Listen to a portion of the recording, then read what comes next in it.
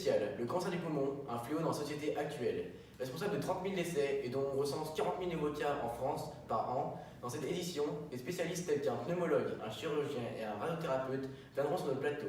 Ils proviennent tous du centre Léon Bérard, un des centres les plus reconnus en France dans le domaine de la cancérologie. Accueillons tout d'abord un pneumologue. Bonsoir, Dr Chabot. Pouvez-vous répondre à nos questions? Oui, bien sûr. Premièrement, qu'est-ce que le cancer du poumon? Alors, par définition, le cancer du poumon est une maladie des cellules des bronches. Il se développe à partir d'une cellule initialement normale qui se transforme et se multiplie de façon anarchique. En clair, une cellule subit des mutations, ce qui la rend responsable d'une prolifération plus rapide et de la perte du signal de mort cellulaire. Ces mutations sont principalement dues à l'exposition à des carcinogènes qui sont des produits ou des substances cancéreuses qui provoquent un cancer. Par exemple, le tabac contient plus de 60 substances cancérigènes. L'exposition au radon et à l'amiante constitue un risque supplémentaire de cancer. Y a-t-il différents types de cancer du poumon?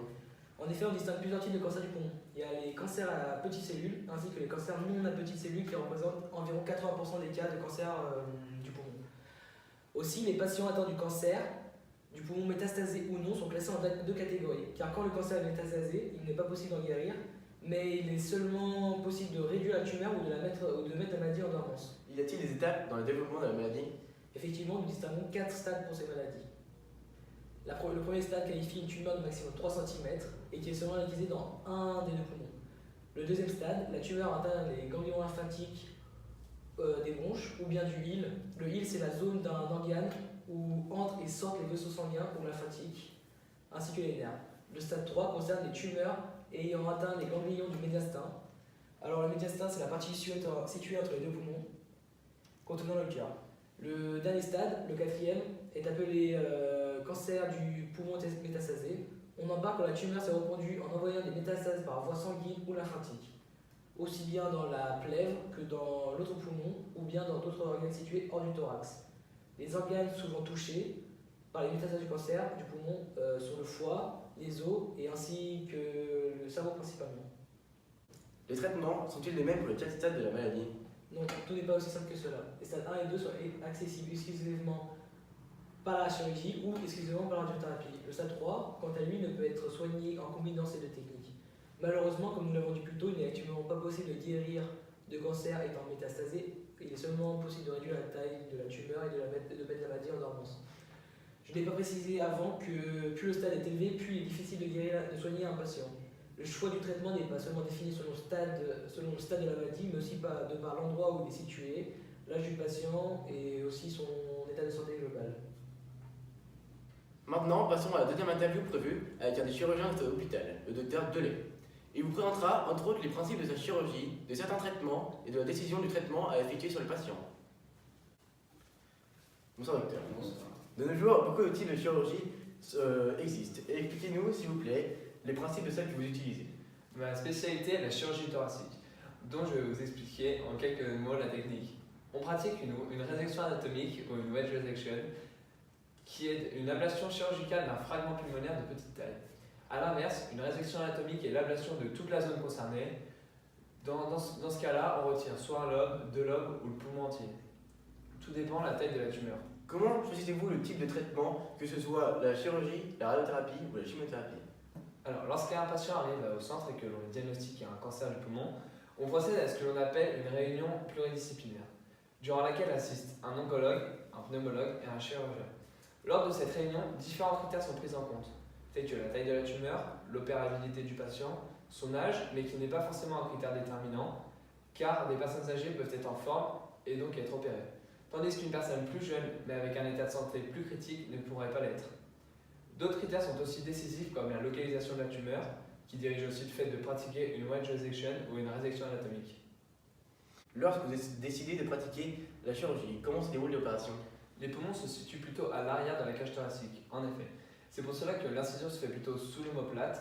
Ensuite, on écarte les côtes afin de procéder à l'opération et d'ensuite sortir la partie malade par les côtes. Comment choisissez-vous la partie de l'organe que vous voulez enlever? Alors, nous prenons en compte plusieurs critères, tels que la taille de la tumeur, qui est un facteur influençant la décision. Évidemment, la localisation de la tumeur est aussi importante car suivant les endroits où elle est située, la chirurgie pratiquée ne sera pas la même. Les zones les plus difficiles d'accès étant aux alentours de la trachée, des gros vaisseaux sanguins et lymphatiques, Si la tumeur se situe dans ces endroits-là, il pourrait être possible d'enlever tout le poumon, même si la tumeur est de petite taille. Merci pour cet entretien. Enfin, nous accueillons un radiothérapeute. Bonsoir docteur. Bonsoir. Nous avons quelques questions à vous poser. Tout d'abord, qu'est-ce que la radiothérapie? Premièrement, il existe plusieurs sortes de radiothérapie. Nous en distinguons deux. La radiothérapie externe, comprenant plusieurs sous-classes de radiothérapie, et la curithérapie. Expliquez-nous en quoi consistent ces traitements. La radiothérapie externe consiste à utiliser des rayonnements aux radiations pour détruire les cellules cancéreuses, en bloquant leur capacité à se développer. Les rayons sont émis en faisant un faisceau par une machine située à proximité du patient. Ils traversent la peau pour atteindre la tumeur. Puis, enfin, la radiothérapie qui a pour principe d'implanter directement les sources radioactives à l'intérieur du corps du malade. Les rayons peuvent-ils toucher d'autres tissus que la tumeur? Les radiations ont pour but de détruire les cellules cancéreuses, tout en préservant le mieux possible les tissus et les organes avoisinants. Oui, mais on sait qu'il y a une certaine rechute à ce traitement et dû à celui-ci. Comment traitez-vous ces risques? En effet, nous utilisons une radiation cérébrale prophylactique, soit une radiation préventive contre les métastases probables dans le cerveau, afin d'éviter une rechute du cancer. La radiothérapie était combinée à d'autres types de traitements. Tout dépend de la taille de la tumeur. Si elle est de stade 1 ou 2, la radiothérapie peut suffire à arrêter. Mais comme le cancer du poumon est souvent dépisté trop tard, la tumeur est souvent plus grosse, c'est-à-dire de stade 3. La radiothérapie ne suffit plus, on l'utilise alors pour arrêter la prolifération des cellules, puis on la combine avec la chirurgie ou la chimiothérapie pour tuer les cellules cancéreuses.